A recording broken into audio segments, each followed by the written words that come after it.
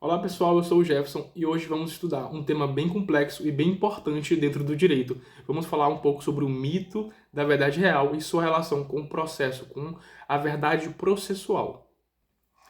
O conceito da verdade dentro do processo, ele permeia por toda a história dentro do mundo jurídico.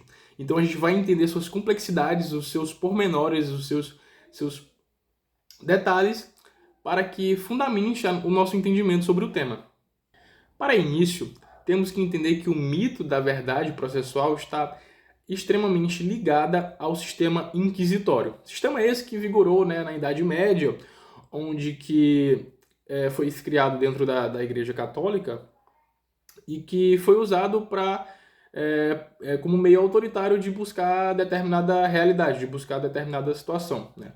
Então a gente vai ter o sistema inquisitório em que a verdade dentro dele é algo fundante, tá?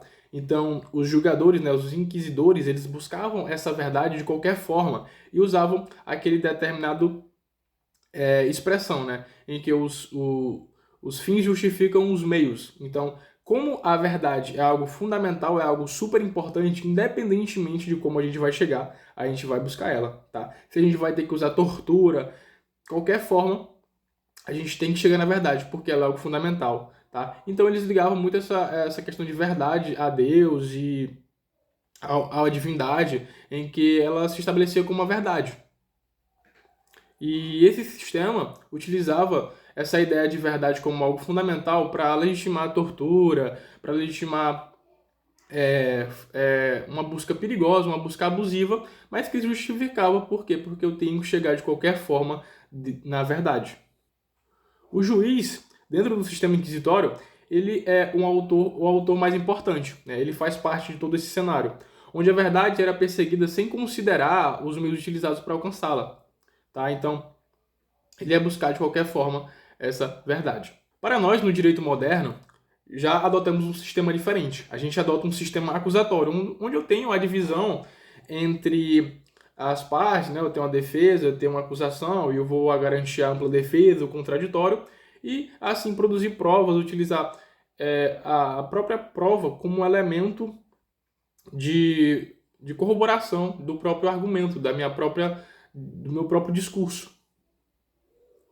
Tá? E aqui, no sistema acusatório, a verdade ela não é algo fundante. Pelo contrário, ela é algo contingencial. Ou seja, a verdade é duvidosa, ela não é clara, ela não é precisa. Tá? Se ao final do processo, com a sentença do juiz, do magistrado, eu, porventura, chegar no que realmente aconteceu, tudo bem, tá? É contingencial, mas não é algo que deve realmente acontecer. Por quê? Dentro do processo, a verdade é algo construído. Eu vou ter narrativas, tá? Eu vou ter selecionados fragmentos do passado, do que aconteceu, e vou trazer para o processo, né? E com um discurso eloquente, com um discurso bem persuasivo, eu vou criar a minha defesa, a minha acusação. E esse mito da verdade real, ela criou uma cultura inquisitiva, onde ela se disseminou por todos os órgãos estatais, por determinado tempo, por determinado período da história, né? Em que qualquer decisão, qualquer ato que tenha a finalidade de buscar a verdade, ele se justificava, tá? Então, independente do processo administrativo, etc., se no final a verdade ela for estabelecida, então eu posso justificar ela de qualquer forma, tá? Se eu vou usar tortura, se eu vou usar alguma prática autoritária, alguma prática ditatorial, não importa, né? O que importa aqui é a verdade. Em contraste com essa ideia de verdade real, dentro do processo eu tenho uma instituição, eu tenho uma formalização, tá? Então aqui dentro do processo a gente vai buscar uma verdade processual formal, tá? Então, como que funciona isso na prática?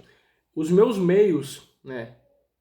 Claro que tem que passar por uma vistoria, por uma arguição do que está na lei, ou seja, eu tenho que trazer provas lícitas para o processo, eu tenho que trazer um argumento que esteja dentro dos parâmetros, dentro de um filtro lícito, eu posso usar qualquer coisa, tá? Isso é ampla defesa, eu posso usar qualquer coisa para assim justificar o meu discurso. E aí, dentro do processo penal, eu estou criando ali uma verdade processual, ou seja, uma verdade construída. tá? E que se ela estivesse legitimada, se ela estivesse dentro dos parâmetros das normas, ela estaria ok. Então aí já desmistifica quase todo o mito, tá? Por quê? Se a verdade ela é construída, ela não é a verdade real, né? E até porque a verdade real é inalcançável, essa é a verdade, né? Porque dentro do processo, a gente utiliza partes, a gente utiliza fragmentos do passado, tá? Então as pessoas confundem muito o que é real e com o imaginário, tá? O real seria o que aconteceu de fato, mas não tem como a gente chegar no que realmente aconteceu de fato, só se a gente estivesse presente no momento que aconteceu aquele fato, tá? O que a gente utiliza? Na prática, a gente vai utilizar de testemunhas que viram o crime, por exemplo, né, dentro do direito penal. Só que essas testemunhas, no momento de seu discurso, podem estar sob influência de seus sentimentos, das suas emoções, tá? Da sua empatia com o que aconteceu. E isso já é um grande problema, porque isso pode mudar o discurso, né? Outra perspectiva é que essas testemunhas, com o passar do tempo, elas vão se esquecendo dos detalhes que aconteceram no momento do fato, tá? E esse tipo de situação vai só distanciando ainda mais a verdade real, tá? Então, o que seria a prova? A prova seria um fragmento seleto da história que vai ajudar o meu discurso, tá? Então, vamos supor um caso em que uma pessoa ela é inocente, mas como eu estou acusando, eu vou pegar determinado fragmento em que eu vou adequar com o meu discurso e assim eu consiga incriminar aquela pessoa, né? Então, eu não estou olhando a verdade real, tá? Mesmo que se eu tivesse um quarto fechado cheio de câmeras, né, olhando para determinada pessoa ali, ela comete um determinado crime, uma determinada ação, eu não poderia, de maneira inquestionável, determinar aquilo que ela está fazendo, tá? Porque eu estou, através dos meus olhos, utilizando os meus princípios, os meus valores, o que eu entendo por ética e determinando o que aquela pessoa está fazendo, tá? E isso não quer dizer com a verdade real, e sim com uma verdade construída, tá? Com uma verdade edificada. Como explica o autor jurista Luigi Ferrajoli, a verdade processual não pretende ser uma verdade absoluta. Ela é uma verdade aproximativa, uma verdade condicionada ao meu discurso, à persuasão, à eloquência e à minha inteligência e sagacidade de buscar fragmentos do que aconteceu, fragmentos do imaginário, da fantasia, da história e da memória e trazer para o processo. O Ferrajoli ele faz uma relação entre verdade processual fática e verdade processual jurídica. Eu vou trazer a fática, né, e vou contextualizá-la e vou fundamentá-la para que eu consiga chegar numa verdade processual jurídica.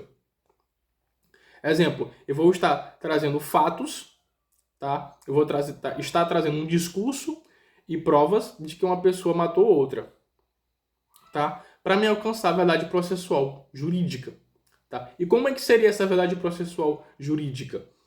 O juiz que vai adotar, né, vai dar o veredito, a sentença, através do método que foi criado pelo filósofo Aristóteles, tá? Que seria o método da dedução.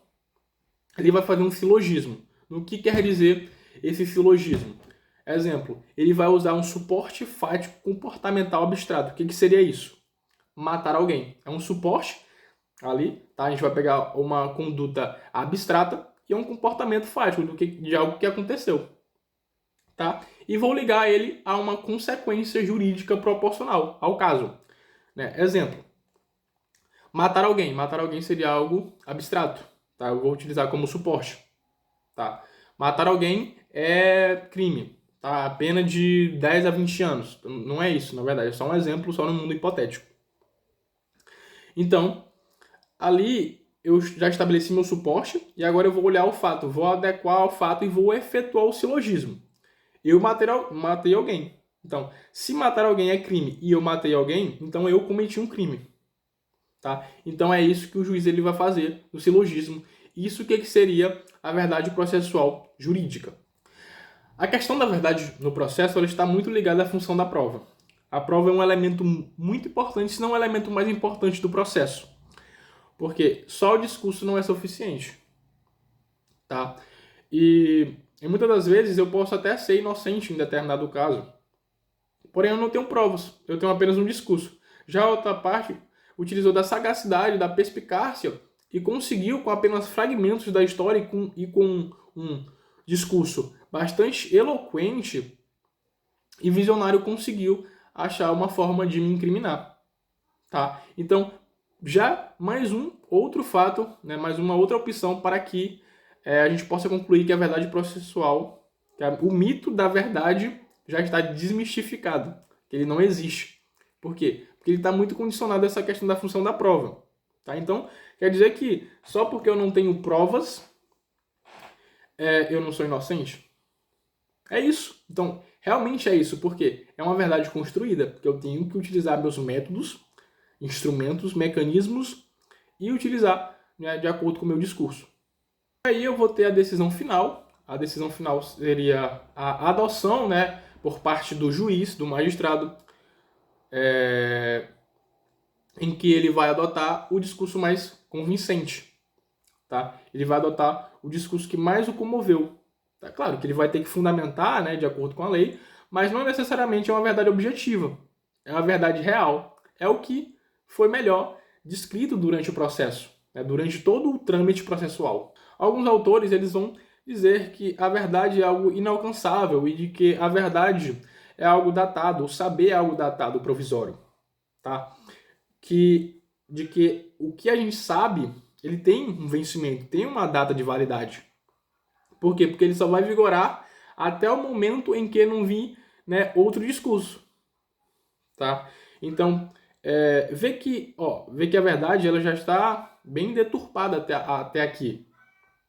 Em que, se eu já tenho dois lados discutindo sobre o que realmente aconteceu, não tem como, porque a verdade no processo, a verdade real seria algo objetivo, seria algo certo. E não é. Se eu tenho uma discussão sobre o fato, sobre o que realmente aconteceu, então não é algo objetivo, não é algo real. Tá? Então a gente mais uma vez adequa e consegue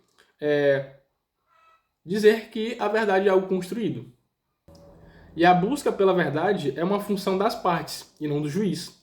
O juiz, ele não, no sistema acusatório, ele não busca, ele não se movimenta. A gente vai ter até dentro do processo penal o princípio da inércia, que ele tem que ser provocado.